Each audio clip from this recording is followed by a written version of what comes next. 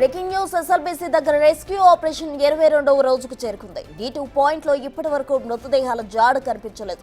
NGRI కారువర్ dogs గుర్తించిన ఫలితం మాత్రం శూన్యంగానే మారింది. 7గురి మృతదేహాల కోసం రెస్క్యూ కొనసాగుతూ ఉంది. 7 రోజులుగా ఇదే చోట తవ్వకాలు జరుగుతున్నాయి. ఇక ఎస్ఎల్బీసీలో రోబోల ఇప్పటి వరకు పని ప్రారంభించలేదు. ప్రస్తుతానికి D2 పాయింట్ దగ్గర తవ్వకాలు ఆగిపోయాయి. ఇప్పుడు D1 ప్రాంతంలో తవ్వకాలు జరిపేందుకు అధికారులు సిద్ధమవుతున్నారు.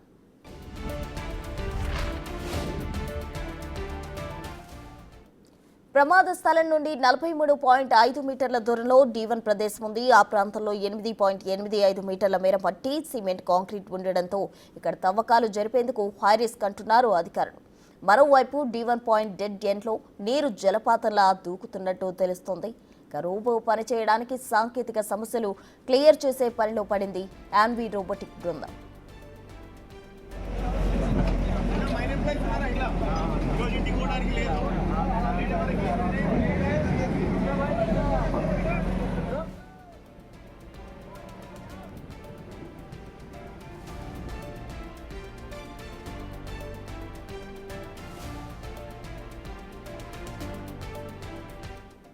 ఎస్ఎల్బీసీ టన్నెల్లో రెస్క్యూ ఆపరేషన్ కు సంబంధించి పూర్తి వివరాలు మా ప్రతినిధి శంకర్ ఫోన్ లైన్ లో అందిస్తారు. శంకర్, చెప్పండి, ఇప్పటికీ 22 రోజులు గడుస్తోంది.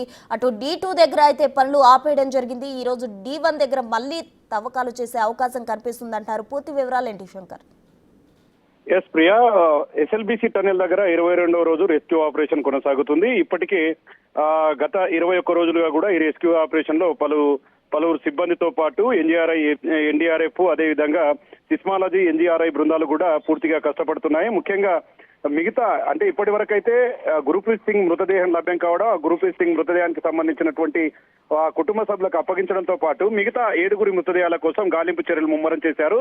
గత 3 రోజుల క్రితం ఎస్ఎల్బీసీ టన్నెల్ దగ్గరికి వచ్చినటువంటి యాన్వీ రోబోటిక్ బృందానికి సంబంధించినటువంటి రోబోల పనితీరు ఇప్పటికీ స్టార్ట్ కాలేదు. ఎందుకంటే సాంకేతిక లోపంతో వాటి పని ఇప్పటికీ ప్రారంభం కాకపోవడం, ముఖ్యంగా ఎక్కడైతే D2 ప్రాంతంలో తవ్వకాలు చేపడుతున్నారో అక్కడ మిగతా 7గురికి సంబంధించినటువంటి ఆచూకీ లభ్యం కాలేదు. గతంలో ఇక్కడే కొంతమంది కూరుకుపోయి ఉంటారని కూడా ఇక్కడ తవ్వకాలు చేపట్టారు. కానీ నిన్నటి వరకు కూడా అక్కడ ఎలాంటి ఆనవాలు లభ్యం కాకపోవడంతో D2 ప్రదేశం దగ్గర ప్రస్తుతం తవ్వకాలు ఆపేసినటువంటి పరిస్థితి కనిపిస్తుంది. ఇక ముఖ్యంగా ఎక్కడైతే ప్రమాదం చోటు చేసుకుందో 3.85 మీటర్ల నుంచి దాదాపు 43.5 మీటర్ల దగ్గర కూడా ఈ యొక్క D1 ప్రాంతం దగ్గర మిగతా వారంతా కూడా చిక్కుకొని ఉంటారని చెప్పి కూడా వీళ్ళు సందేహం వ్యక్తం చేస్తున్నారు. ఇదే నేపథ్యంలో D1 దగ్గర తవ్వకాలు చేపట్టేందుకైతే పూర్తిగా రక్షణ సహాయక చర్యలను ముమ్మరం చేసినటువంటి పరిస్థితి కనిపిస్తుంది. ఇక ముఖ్యంగా D1 ప్రాంతంలో తవ్వకాలు జరిపే క్రమంలో అక్కడ నీటి ఊట ఎక్కువగా ఉంది. జలపాతంలో ఒక నీరు అనేది కూడా పెద్ద ఎత్తున వస్తుండడం ఈ యొక్క ఆపరేషన్ కు మరింత కష్టంగా మారింది. ఇక ముఖ్యంగా యాన్వీ రోబోటిక్ కు సంబంధించినటువంటి హైడ్రాలిక్ పవర్డ్ రోబో దగ్గర ఆ చోట్లో తవ్వకాలు చేపట్టాలి, ఆ చోట్లో తప్పిపోయిన వారి కోసం అన్వేషణ మొదలు పెట్టాలని చెప్పి చేస్తున్నటువంటి పనుల్లో సాంకేతిక కారణాలు రోబో పనిచేయకపోవడం అనేది ప్రధాన సమస్యగా మారింది. కానీ ఇప్పటికే టైగర్ కాక్స్ తో ఆ యొక్క 43.5 ఏదైతే మీటర్లు అంటే ప్రమాదం జరిగిన చోటుకు 43.5 మీటర్ల దగ్గర ఈ తవ్వకాలు జరిపేందుకు పూర్తి స్థాయిలో ఎన్డీఆర్ఎఫ్ అదేవిధంగా సింగరాణి కార్మికులంతా కూడా సమాయత్తమవుతూ ముందుకు వెళ్తున్నటువంటి పరిస్థితి.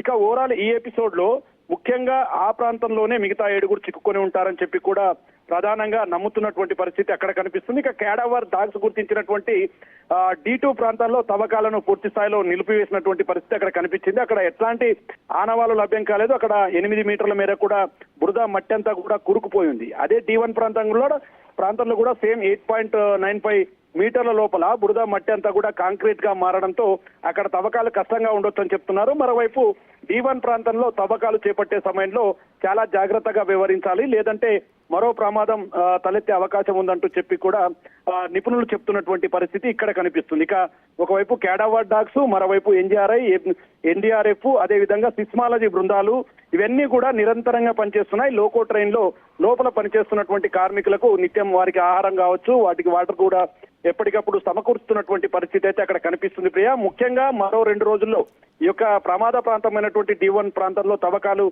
కొలిక్కి వచ్చే అవకాశాలు కనిపిస్తున్నాయి. అక్కడ ప్రమాదం చోటు చేసుకున్న ప్రాంతంలో నిమిషానికి 4000 లీటర్ల చొప్పున కూడా వాటర్ రావడం, దాన్ని హై స్పీడ్ పవర్ మోటార్లతో కూడా డీవాటరింగ్ చేస్తున్నటువంటి ప్రక్రియ టన్నెల్ దగ్గర కనిపిస్తుంది. ముఖ్యంగా దీని మీద రాష్ట్ర ముఖ్యమంత్రి రెగ్యులర్ గా సమీక్షా సమావేశాలు నిర్వహిస్తున్నారు. ఇప్పటికే మంత్రి ఉత్తమ్ కుమార్ రెడ్డి, జూపల్లి కృష్ణారావు కూడా దీని మీద క్లారిటీగా ముందుకు వెళ్తున్నటువంటి పరిస్థితి టన్నెల్ దగ్గర కనిపిస్తుంది. Priya. Right, thank you Shankar.